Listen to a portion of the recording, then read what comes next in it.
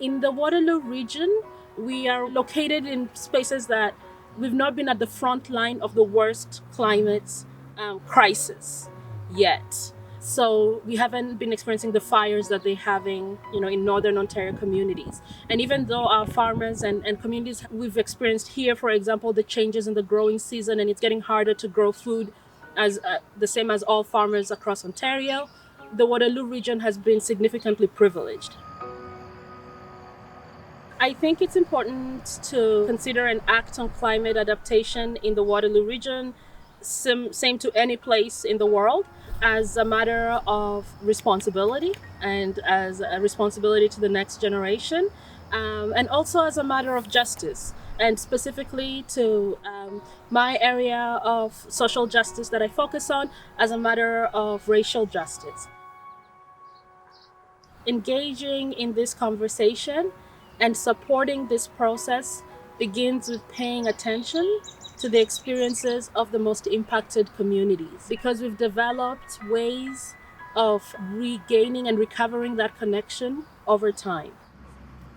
We know that climate change and the impacts of climate change are proving to be the most devastating to Black and Indigenous communities. So we call on societies and for our own community in the Waterloo region to take climate adaptation seriously as a way of caring for and being considerate of the realities of Black, Indigenous, and racialized communities here in the Waterloo region.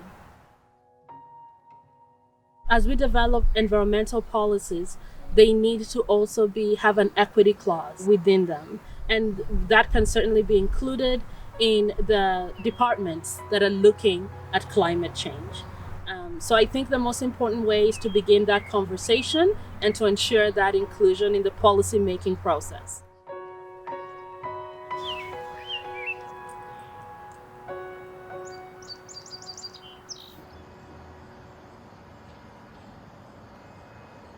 There's probably going to be trees here. They're probably going to put grass here and maybe a few rocks, just like they had around here. This is going to be environmentally friendly here. We don't need more parking spaces. I think we just need more nature around here, because just flat ground here, just asphalt.